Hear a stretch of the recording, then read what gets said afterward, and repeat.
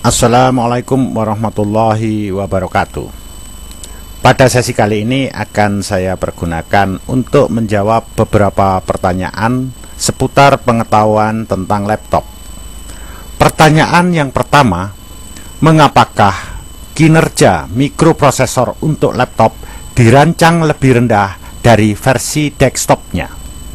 Pertanyaan yang kedua, bagaimanakah cara mengetahui laptop yang efisien energi? Dan pertanyaan yang ketiga, mengapa ketahanan baterai laptop tidak konstan? Kadang hanya 90 menit, kadang bisa lebih, misalnya mencapai hingga 150 menit. Saya jawab pertanyaan yang pertama. Perhatikan pada layar Anda, terdapat sebuah contoh komputer versi desktop yang telah saya buka tutup sampingnya sehingga terlihat komponen-komponen yang terakit di dalamnya. Komponen-komponen ini akan segera panas beberapa saat setelah komputer ini dinyalakan. Komponen yang paling banyak mengeluarkan panas adalah mikroprosesornya. Panas yang dikeluarkan oleh komponen-komponen ini segera dibuang atau disebarkan ke udara yang ada di sekitarnya. Itulah sebabnya panas yang ada dalam casing ini harus segera dibuang keluar casing. Seperti terlihat pada layar Anda, pada casing tersebut pada bagian belakang terdapat ventilasi. Dan pada beberapa jenis casing terdapat pula ventilasi tambahan seperti yang terlihat pada layar Anda. Kadangkala pada ventilasi ini dipasangkan sebuah kipas yang bertujuan untuk lebih memperlancar sirkulasi udara tadi. Apabila panas yang terdapat di dalam casing ini tidak segera terbuang keluar, akan dapat mengganggu fungsi dari komponen-komponen komputer yang ada di dalamnya, sekaligus dapat merusak komponen-komponen ini, yakni umur pakai dari komponen ini dapat berkurang. Sebagai bandingannya, berikut ini saya tampilkan sebuah komputer laptop. Komputer laptop ini akan saya lepaskan satu persatu bagian-bagiannya. Saya lepaskan dulu layarnya dan saya buka tutup casing sebelah atasnya. Terlihat di sini komponen-komponen yang terakit di dalam laptop tersebut. Komponen-komponen ini saling berdekatan satu dengan lainnya dan padat sekali, seakan-akan hampir tidak ada celah di antaranya. Andaikan saja mikroprosesor tipe desktop ini dipasangkan pada laptop ini, maka panas yang dikeluarkan oleh mikroprosesor tadi tidak akan cepat terbuang keluar casing laptopnya, karena sirkulasi udara di dalam laptop ini tidak sebagus sirkulasi udara pada casing versi desktopnya. Dan panas yang terkumpul di dalam laptop ini dapat mengganggu dan merusakkan komponen yang ada. Itulah sebabnya perusahaan produsen mikroprosesor untuk laptop selalu mendesain mikroprosesor baru yang mengeluarkan panas yang rendah. Terdapat beberapa cara untuk membuat mikroprosesor yang menghasilkan panas yang rendah. Salah satu di antaranya dan yang sering digunakan oleh para produsen mikroprosesor adalah mengurangi fitur dari mikroprosesor tersebut. Misalnya saja mengurangi clock speed-nya, mengurangi besar FSB-nya, mengurangi kapasitas dari case memorinya. Dengan pengurangan fitur-fitur tadi, maka kebutuhan daya mikroprosesor menjadi rendah. Secara otomatis panas yang dikeluarkan oleh mikroprosesor menjadi berkurang. Dengan demikian keselamatan dari laptop itu bisa terpelihara. Sebagai efeknya atau sebagai akibatnya, akibat pengurangan fitur tadi, maka kinerja mikroprosesor laptop ini menjadi lebih rendah dibandingkan versi desktopnya? Inilah jawaban dari pertanyaan yang pertama. Sebagai informasi tambahan, setiap produsen mikroprosesor biasanya memasukkan fitur-fitur teknologi tertentu ke dalam mikroprosesor untuk laptop tersebut. Fitur teknologi tersebut berfungsi untuk penghematan daya. Sebagai contohnya, Intel memasukkan fitur teknologi ACE atau Enhanced Intel Speed Step ke dalam mikroprosesor laptopnya. Teknologi tersebut bekerja sebagai berikut. Apabila mikroprosesor mendapatkan beban yang tinggi, maka dia akan bekerja menggunakan clock speed normalnya, sehingga daya yang dibutuhkan juga tinggi.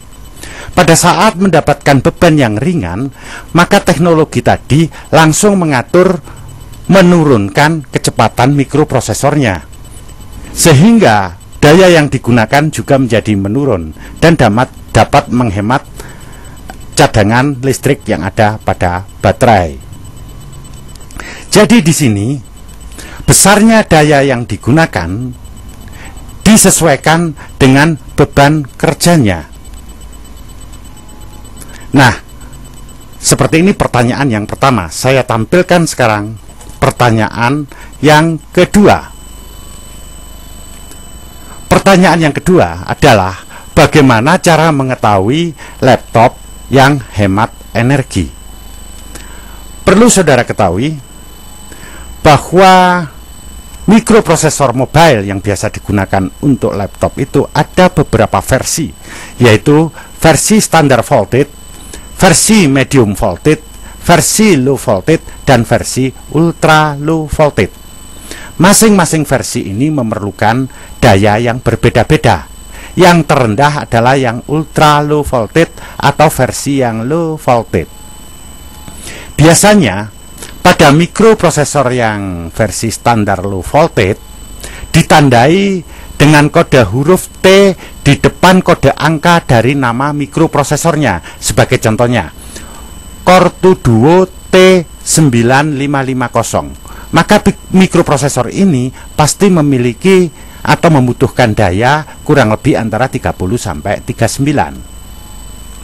Sedangkan mikroprosesor yang di depan kode angkanya ditandai dengan huruf P, misalnya Core 2 Duo P7450, maka mikroprosesor tersebut pasti membutuhkan daya pada kisaran 20 hingga 29 watt.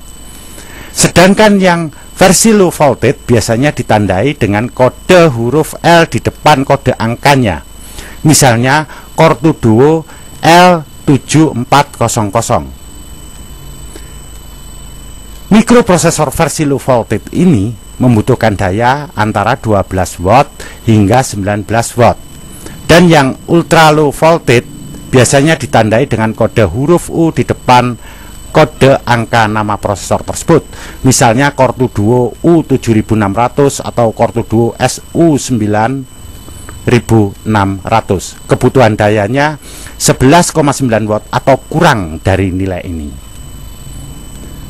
Kemudian pertanyaannya, bagaimana untuk mengetahui prosesor ini? Anda bisa menggunakan bantuan software.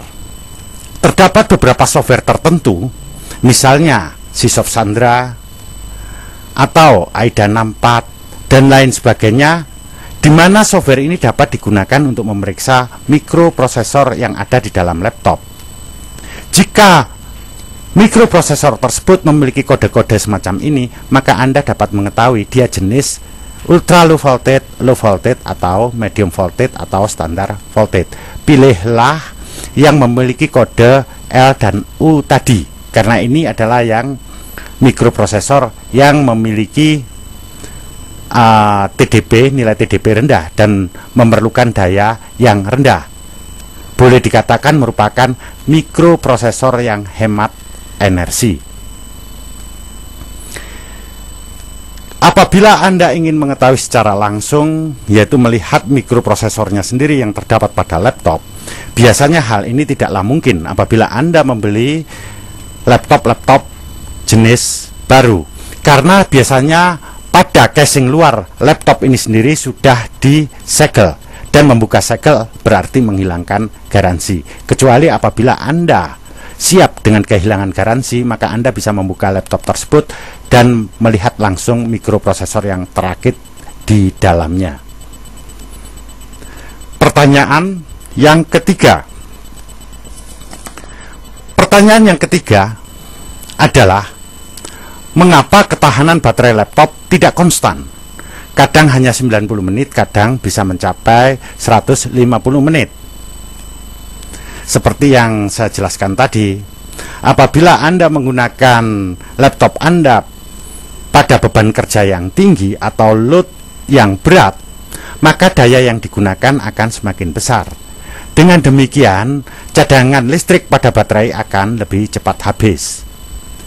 Namun, apabila Anda menggunakan beban yang ringan, maka daya yang dibutuhkan oleh mikroprosesor tadi juga menjadi berkurang atau lebih kecil, sehingga cadangan listrik di dalam baterai akan lebih awet.